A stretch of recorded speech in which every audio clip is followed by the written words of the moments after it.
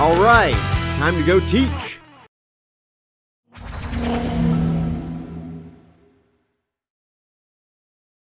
Hello and welcome to this next episode of Tutors, continuing our unit on genetics, and today we're going to be looking at multiplying probabilities.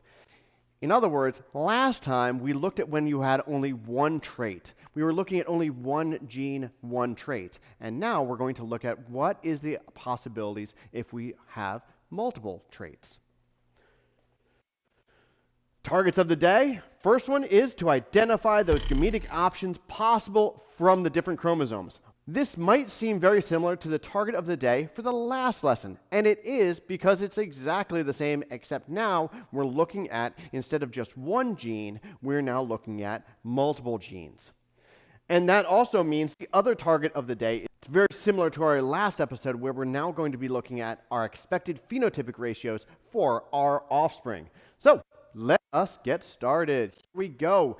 Remember, we last time did a monohybrid cross. That's where we looked at only one gene for one specific trait. That was it. You only had a very small number of combinations for which the parents could actually pass on their alleles.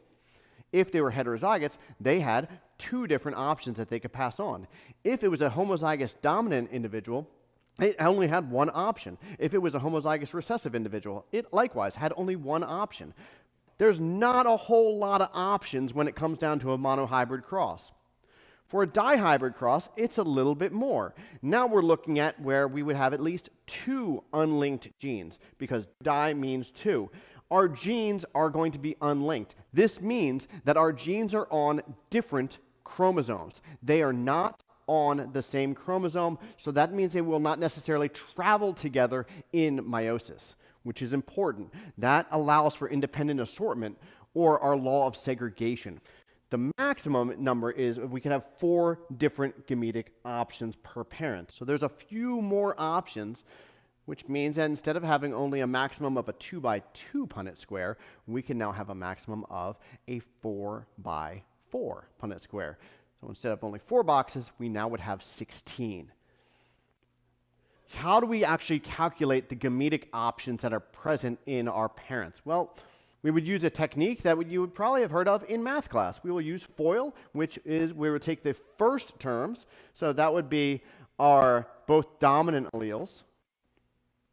We would take our outer terms,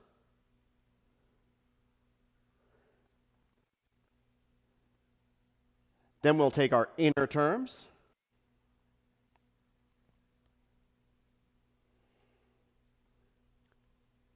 and then we will take our lasts. Those are the ways that you could calculate the different gametic combinations. You have 4 different gametic combinations that could take place.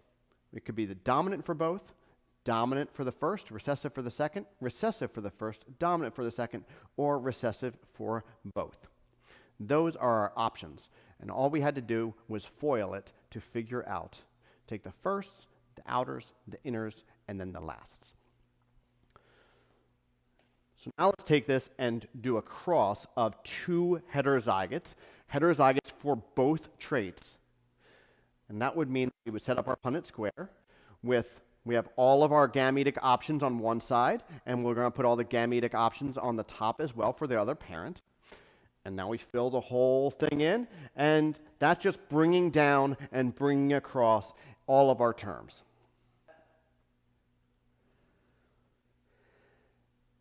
These are the different phenotypic options we could end up with. There are 4 different phenotypic options. It could either appear dominant for both traits, or the offspring could appear dominant for the first trait and recessive for the second trait, or the offspring could appear recessive for the first trait and dominant for the second trait, or the offspring could appear recessive for both traits. Those are our different phenotypic options for the offspring. So let's analyze this Punnett square. What we see is we have 9 of the 16 different combinations we would anticipate would appear dominant for both traits. That means that those would have a dominant allele of each of our genes. And we would anticipate 3 of our 16 different combinations would appear dominant for the first trait and recessive for the second trait.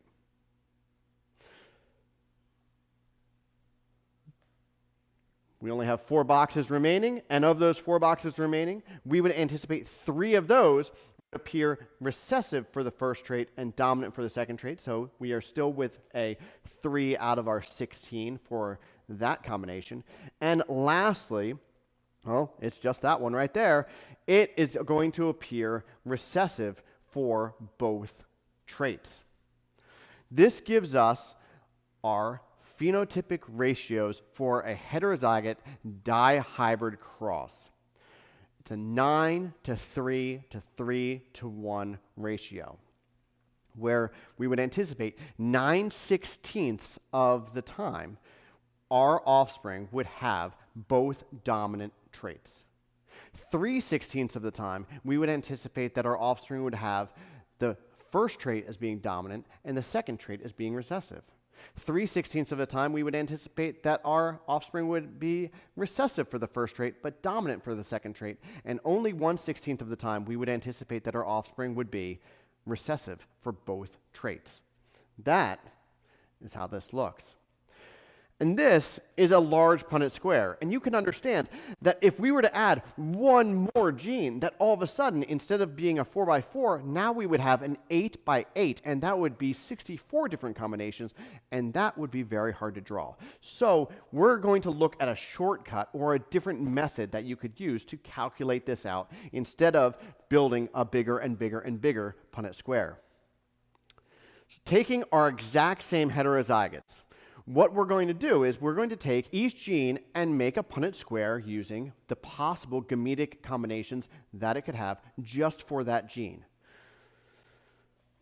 Setting it up, we now have our 2 different possible gametic combinations for our first parent and our 2 different gametic combinations for our second parent.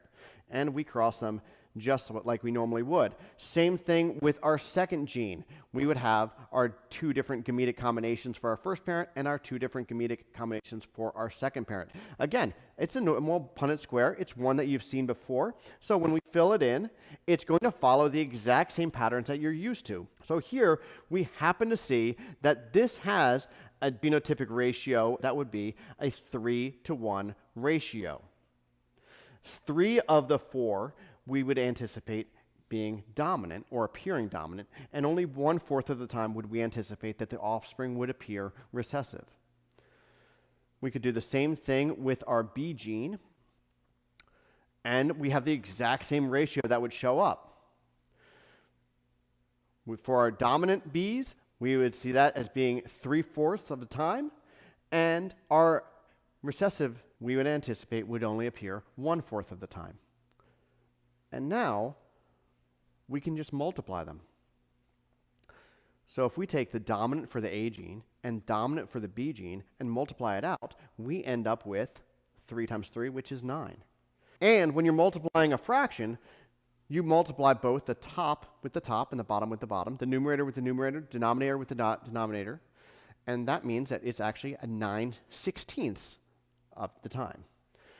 And if we were to do this with our dominant for the first and recessive for the second, it's 3 times 1, and we get 3. And if we were to do that with the dominant for the second and recessive for the first, we would still get 3. And lastly, the recessive multiplied by the recessive, we still get 1. So we still get a 9:3 to 3:1 ratio. 9/16 of the time we would anticipate to have dominant for both traits. 3/16 of the time we would anticipate to be dominant for the first trait, recessive for the second trait. 3/16 of the time we would anticipate it to be recessive for the first trait, dominant for the second trait. And 1/16 we would anticipate to have a recessive offspring. So we can actually just multiply these out. And that's how these work. And it doesn't matter if you have 1 trait, 2 trait, 3 traits, 4 traits, 5 traits, 6 traits. It doesn't matter how many traits you have. As long as they independently assort from each other, as long as those genes are not linked, then you can just do a simple Punnett square and multiply the probabilities straight across. That's how a polyhybrid cross works. Polyhybrid cross just means that instead of being a dihybrid, where di meaning two, poly just means many. We can predict the probability of specific allelic combinations in the offspring based upon the genotypes of the parents. So we could check and see what would the probability of for a pair of Drosophila having a black-bodied, scarlet-eyed, and bent-winged offspring. We can multiply the probabilities of each trait, and then we would find out what the probability of having all three traits would be. So let's give this a shot right here. We have a pea plant, it's round, yellow peas, and it happens to have this genotype, where it would be heterozygous for the R gene, it would be homozygous recessive for the Y gene, and it would be heterozygous for the T gene. And it's crossed with a pea plant that is homozygous recessive for each trait.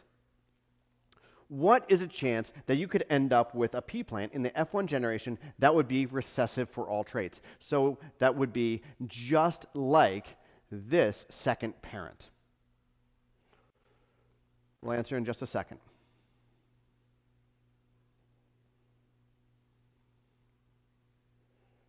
All right, so what is the answer to this problem? Well, it is, we're going to take each of our combinations. We had a heterozygous crossed with a homozygous recessive crossed with a homozygous recessive, and a heterozygous crossed again with a homozygous recessive, which gives us a 50% chance of having a homozygous recessive offspring for the first gene. It gives us a 100% chance for the second gene, and it gives you, again, a 50% chance for the last gene. And that means that if we were to multiply this out, this would be a half times 1 times a half. That would be a quarter, or a 25% chance that our offspring would end up being homozygous recessive for all three genes. That is how it works out. All right? In summary of this, if the genes are on different chromosomes, they are inherited independently of each other. The way that they separate out in meiosis is 100% independent. That means that the inheritance of one gene has zero impact on the inheritance of the other genes. And that means that we can calculate the expected phenotypic and genotypic ratios, and then we can multiply the probabilities together to determine what the percent chance would be of getting an offspring that has very specific combination of traits. But again, that doesn't mean that that's actually what's going to happen. We can only know that if we actually do the crosses. And that is how you cross multiple genes on different chromosomes. Until next time, be awesome, stay awesome.